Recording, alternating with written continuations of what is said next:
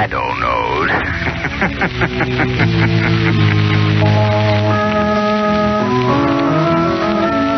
Your local blue coal dealer presents The Shadow. These half-hour dramatizations are designed to forcibly demonstrate to old and young alike that crime does not pay. Before we start the first act of today's Shadow story, attention homeowners. If you want better heat with less furnace attention, here's what you do.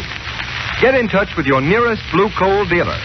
Order a supply of blue coal, the fine quality hard coal that's been mined and prepared by the most modern methods and laboratory tested for quality. You'll find that blue coal offers you by far the most for your money in heating comfort and satisfaction. Don't fail to try it. Order your supply of blue coal tomorrow. The Shadow, mysterious character who aids those in distress, is in reality Lamont Cranston, wealthy young man about town. Cranston's friend and companion, the lovely Margot Lane, is the only person who knows to whom the unseen voice belongs. Today's story, Friend of Darkness.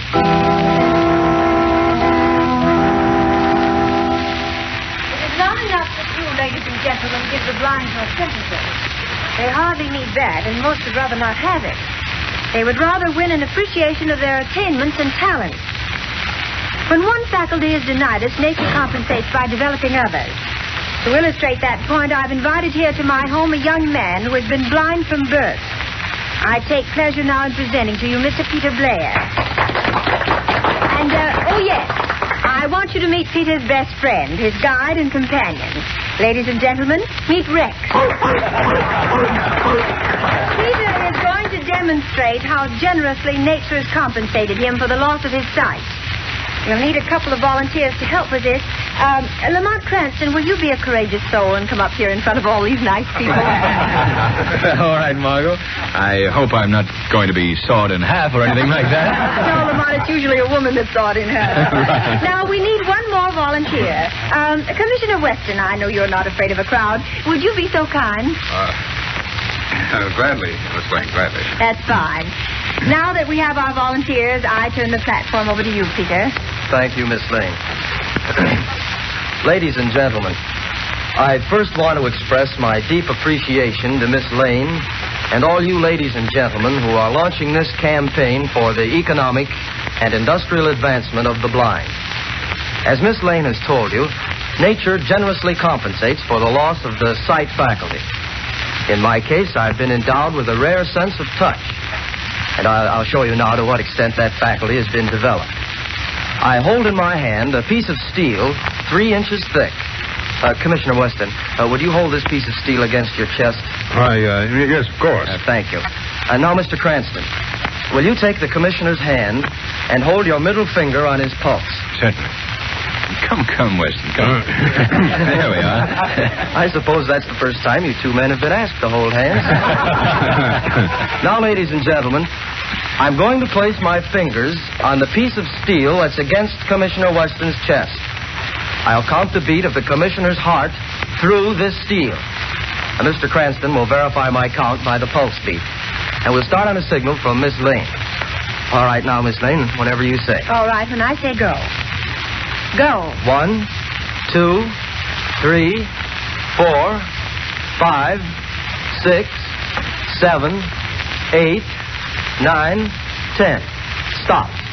The commissioner's heart beat 10 times. We stopped on the 11th beat, Mr. Cranston? Correct. 10 beats called exactly on the beat.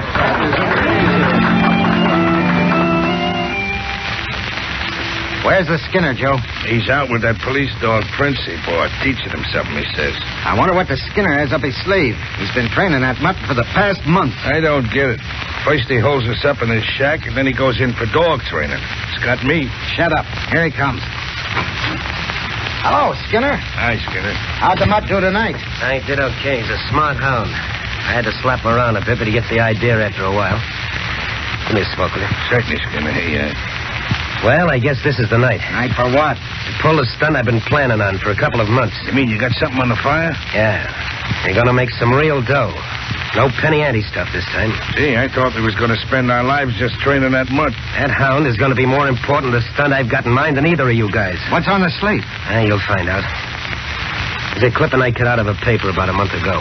What is it? A popular and beautiful Margot Lane launches Society for the Economic and Industrial Advancement of the Blind. Oh, that's very interesting. You ain't going into society, are you? Shut up, dope. There's a lot of stuff here about this Margot Lane, but here's what interests me. Among the demonstrations that amazed the guests was the feat performed by Peter Blair. Blind from birth, Blair registered the heartbeat of a guest through a thick piece of steel. This he did by placing the steel over the heart of one of the guests with his own fingers on the outer side. So what? So we can use that guy. Anybody that can feel a heartbeat through a piece of steel could feel a tumbler's fall in a safe. That's swell, but how you going to get the guy? Kidnap him? Next. That carries a death sentence in this state. Yeah. If you take a guy by physical force, it does. But it wouldn't be kidnapping if the guy walked in here without us laying a hand on him, would it? You think the guy's nuts enough to do that? I'm going to make him do it. How? Prince here will do it for us. This guy Blair is led around by a big police dog, just like Prince here. Rex is his name. Takes his dog to the park for exercise every night. We're going to watch for him tonight. When he lets his dog off the leash, we grab him and leave Prince in his place. To lead Blair here? Right.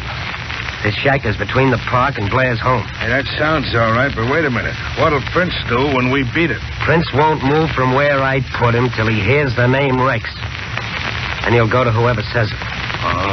Oh. That's what you've been teaching him, Nance, about names, huh? That and about everything Blair's dog does. Boy, that's thinking him up, believe me. Well, when do we go? Right now. I'll drive out of the park and wait for Blair. Come on, Prince. You're one of the gang now.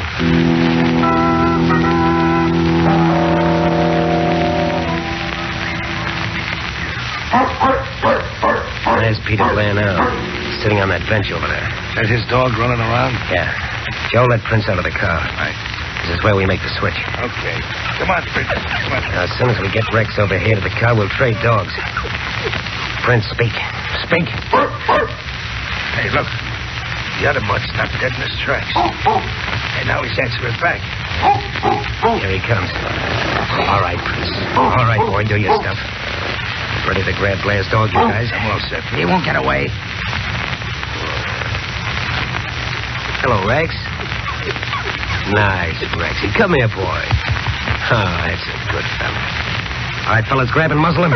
Got him, Skinner. In the car with it, make it snappy. Shut up. You'll find your boss in a little while. Okay, Skinner, we're all set. Dog's in the car. Right. Now lie down on the grass, Prince. That's it. Now stay put till Blair calls for Rex. No, boy. Down. That Prince ain't moving a muscle. Boy, you sure got him trained. Rex, time to go home. Come on, Rex. Look at Prince. You heard him call. Rex, over it. Say, look at Prince jump all over Blair. Like he knew him all his life. He'll never know it ain't Rex. Will you look at that? Prince is leading the guy right out of the park. Right out of the park and right into our hands.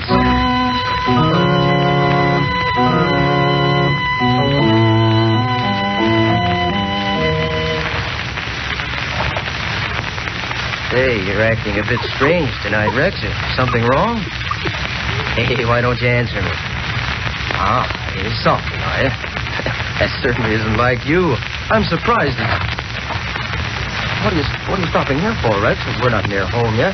Is the car coming? Well, you found your voice at last. Rex, you've taken me to somebody's door.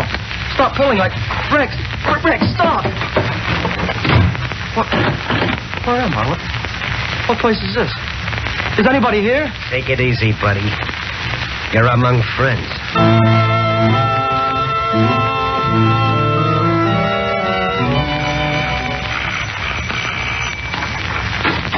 Margot, you're all excited. Something wrong? Oh, yes, Lamont. A terrible thing has happened.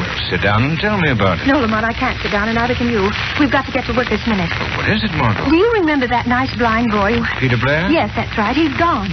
Gone? I was just talking to his mother on the Now, phone. wait, Margot. Wait, calm yourself. Now, tell me, where has he gone? Well, I don't know. Nobody knows. He's disappeared. His dog with him. And when did this happen? Well, he left the house last night for his usual nightly walk with Rex. He hasn't been heard from since. His poor old mother's nearly mad with anxiety. Come on, Margot. We've got to start from where Peter Blair started and see if it won't lead us somewhere.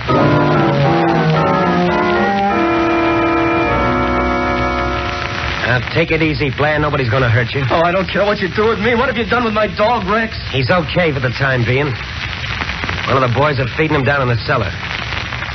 Now let's you and me get down to business. Oh, we'll get it over with. I have no money, if that's what you're after. No, but you can get plenty for us. At least you can help us get it. Help you? What do you mean? Here's the dope.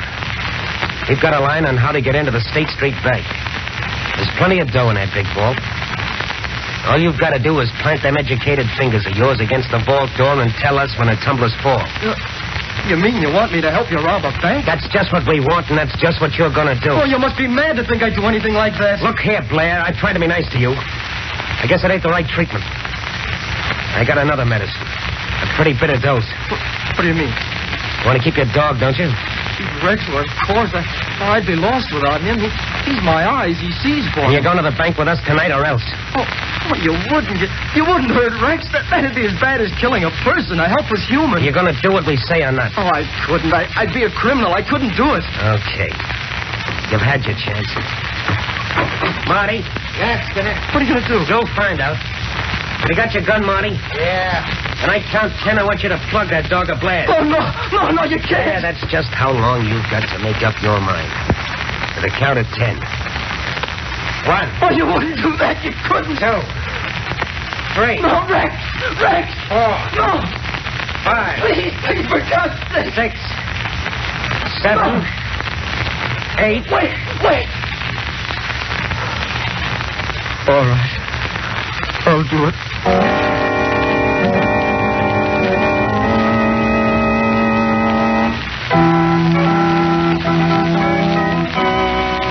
We'll continue with the second half of the Shadow's adventure in just a moment.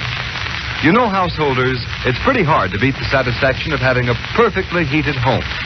And it's great to know that the fuel you're using is 100% safe, always dependable, and that it keeps furnace attention down to an absolute minimum.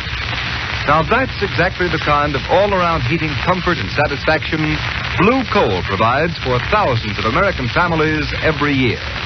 And if you haven't yet tried this superior quality fuel, don't put off a real treat. I can tell you that Blue Coal is America's finest hard coal, finest because it's mined from Pennsylvania's richest deposit. And then it's sized, screened, and prepared by the nation's largest hard coal producer, the Glen Alden Company. I can tell you, too, that each carload of Blue Coal undergoes a thorough laboratory test to ensure its quality before it leaves the yard. But if you'll just try Blue Coal and ask for it by name when you order your next fuel supply, then your heating problems will be over. For you'll find that Blue Coal requires less furnace attention, and your family will appreciate Blue Coal's steadier, more dependable heat. Just see if I'm not right. Call your nearest Blue Coal dealer tomorrow. His name is listed in the Where to Buy It section of your classified phone directory under the words Blue Coal.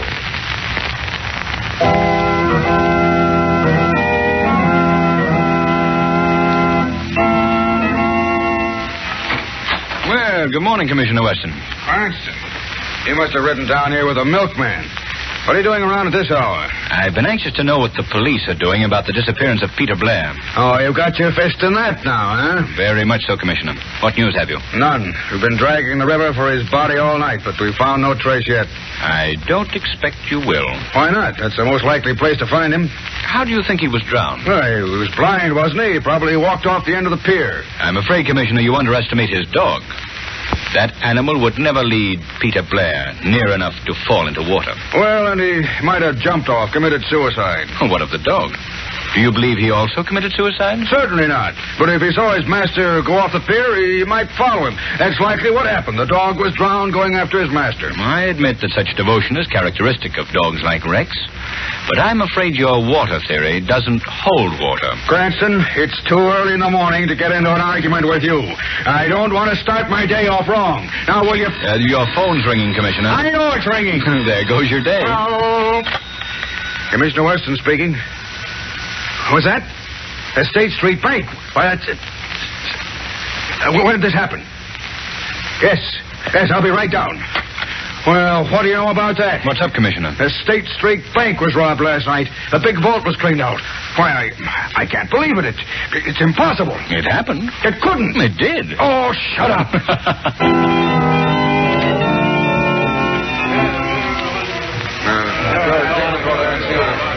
Well, this vault was opened by a cracksman. He's the best one that ever lived. There's not a mark on the vault anywhere. No drills, no soup, nothing. Just open, that's all. That seems to have been enough for the gang's purpose, Commissioner Weston. Cranston, if you're going to let loose a theory, I'll lock you in that vault until I've completed this investigation. I wouldn't lock anyone in that one if I were you, Commissioner. It's too easy to open. Then keep out from under my feet. Have you formed an opinion yet as to how this thing was accomplished? Yes, I have. There's only one way it could be done. Only a person who knew the combination could have opened that vault. Then you think it's an inside job? Obviously. It would be impossible otherwise. I'll grant you it has all the earmarks of an inside job. Still, it doesn't seem possible that an employee would take such a chance. No, it doesn't, eh? Well, how do you think it was done, then? It certainly is baffling. Say, Commissioner, I just thought of something. Yeah, what? Do you remember the night Margot launched the Society for the Advancement of the Blind? Yes. Do you recall Peter Blair, the boy who counted your heartbeat through a piece of steel? Yes, I remember that. By George, I see it now. He could feel the tumblers in the safe just as he did the beat of my heart. There may be others with a talent such as that. Cranston, you hit something at last. Oh, thanks. Why didn't I think of him before? Why, he's the only man in the world who could have done this job. Say, just a minute, Commissioner. You don't by any chance think Peter Blair robbed this bank? Why, the whole thing ties in perfectly. He disappears mysteriously. The bank is robbed. Say, Blair's our man, all right. No, Commissioner, he'd never do a thing. Cranston, he's the only one who could do it. I've been hunting him dead. Now I'm after Peter Blair, dead or alive. What are you hollering about, Blair? We're only asking you to do one more job for us. And we'll beat it out of town and you can go home with your dog. Oh, but I can't do it again. I just can't. You'll do it all right. This job is a cinch. We got almost an open door to the National Bank. All right, men, here's the setup. Now, the watchman has coffee delivered from a lunch wagon every night at about 12 o'clock. He takes it from a kid at the side door. All we have to do is follow the kid into the alley, stick a gun in his ribs, make him ring the bell just as he always does. When the watchman opens the door to get his coffee, we go in. Not into it. Oh, you'll be caught sooner or later, Skinner. All right, Blair, it'll be later. Come on, fellas, let's go. Right. Oh, Joe. Yeah? I want you to stay here and get things together for the getaway. We're leaving town right after this job. What do you want me to do? Clean out everything. Don't leave a thing behind, get me? No evidence. Right. Don't leave a thing. Yeah. How about Blair? We'll handle him on the way back. Right. All right, you guys, into the car. Marty, take care of Blair. Come on, get going, you. What's the matter, Much? You crying for your boss? Well, you won't miss him long. Skinner said clean up everything. That means you, too. And you, too, Prince. Your number's up. I guess I might as well get it over with. Shut up. Hey, Rex, get back there. Get back. Holy mackerel, right through the window. Hey, Prince, get down there. Get down. Crazy Much.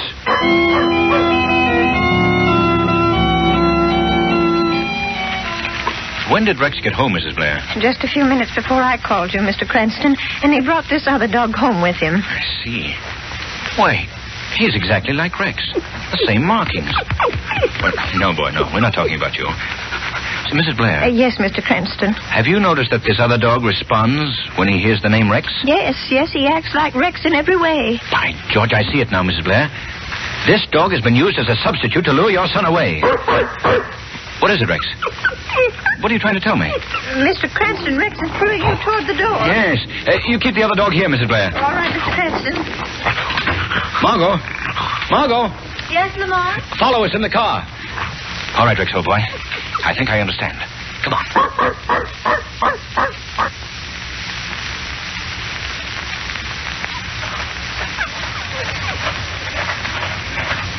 Easy, Rex. Easy. I wonder why you've led us into this lonely neighborhood. Oh, up this hill is it, boy, huh? Margot, stop the car. I think he's trying to call your attention to that shack up there, Lamont. Yes, Margot. Evidently, that's where Peter Blair is or was. Turn off the headlamps, Margot. Wait here. The Shadow's going to see what or who is in that shack.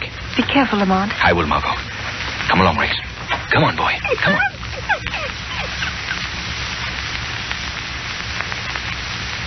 Yeah, somebody's in here, all right. Let's see. The door's locked.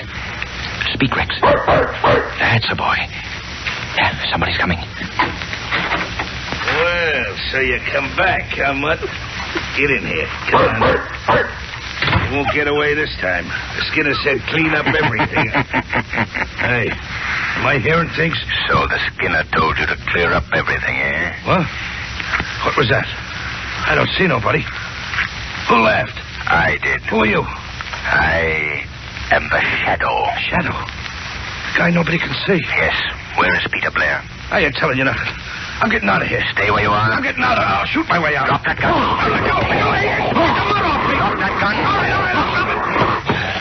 Call the mud off. Let go his arm, Rex. What do you want from me? I want you to tell me where Peter Blair is. I'll tell you if you let me out of here. I won't bargain with you. I'm interested only in Peter Blair for the moment. All right. I ain't going to be the fall guy in this. Blair's with the Skinner. Where? They're robbing the National Bank right now.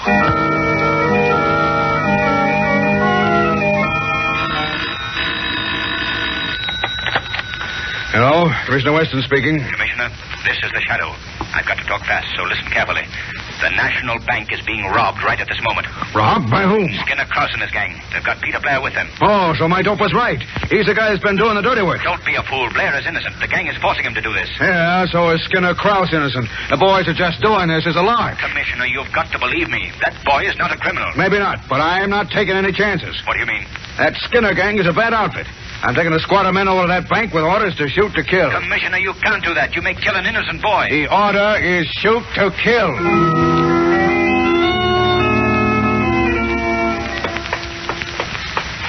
Margot, we've got to get to the National Bank before Weston. What happened, Lamont? Peter Blair may be killed by the police. Hurry, Margot. Drive as fast as you can.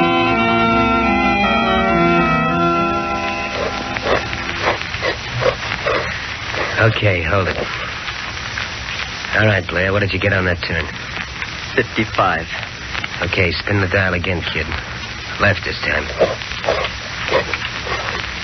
All right, stop. It's the last turn. We open now. What's the number, Blair?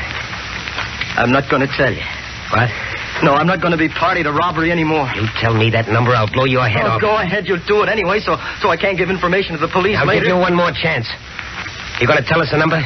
No, I'm not. Why, you... What's that? Side doorbell. Who could it be? That'd be a friend of the watchman. What are we going to do, Skinner? Gotta answer it, otherwise I wonder what happened to the watchman. Come on, all of you. All right, come on. As soon as I open this up, you grab whoever it is, drag him inside. Right. All right, here we are. You guys get back there. Palm your rods. Okay. I'll open it up. What is this? Nobody out here. What? That's funny. What do you make of it, Skinner? I don't like it. Better finish this job quick and scram. You better not wait to finish the job, Skinner. Who was that? The Shadow.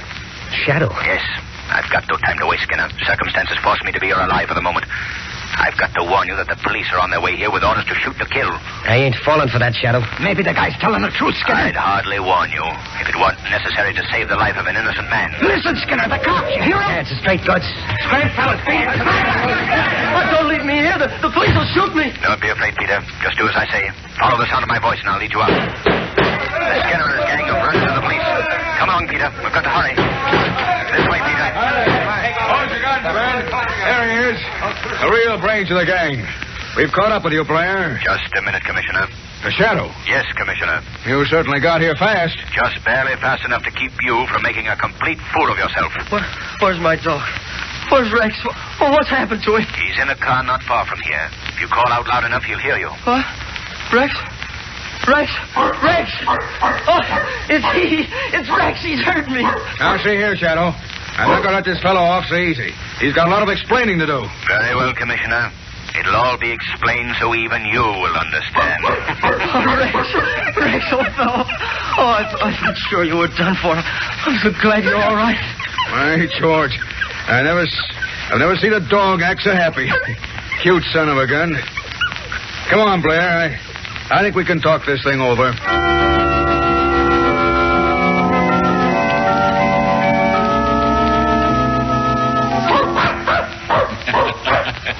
Well, you've got two fine animals now, Peter. You going to keep them both? No, Mr. Cranston. I'm going to give Prince to a sightless friend. You'll be a great companion for him. No doubt about it. Look at Rex and Prince gobble that ice cream. I don't know how to thank you, Mr. Cranston, and you too, Miss Lane, for everything you've done for us. Oh, don't mention it, Peter. I wish it were possible to thank our invisible friend, the Shadow, too. I'm sure he feels your gratitude, Peter. I'll wager that none of his exploits brought him more satisfaction than the apprehension of the Skinner and his gang. Men do terrible things, but the man is particularly depraved who would rob the sightless of a great and devoted friend, his dog.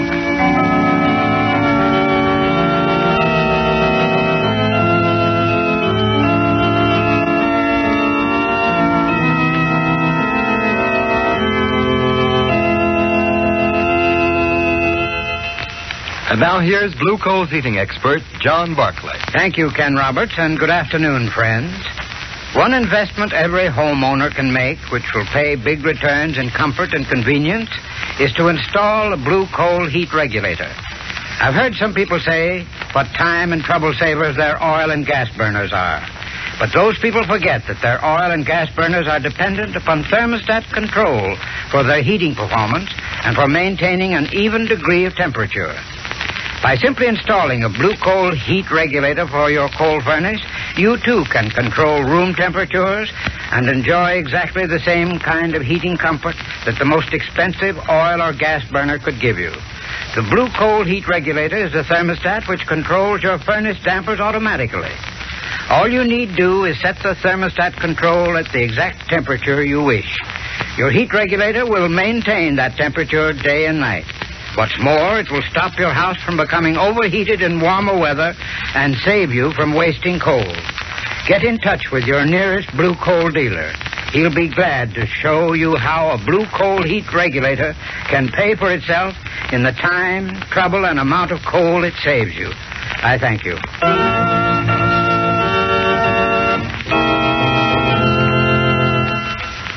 Today's program is based on a story copyrighted by the Shadow magazine.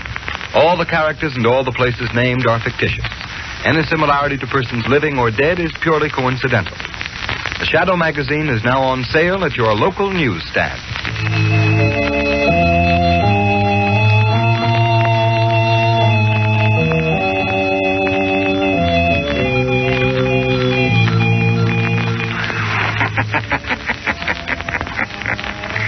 The weed of crime bears bitter fruit. Crime does not pay. The Shadow knows.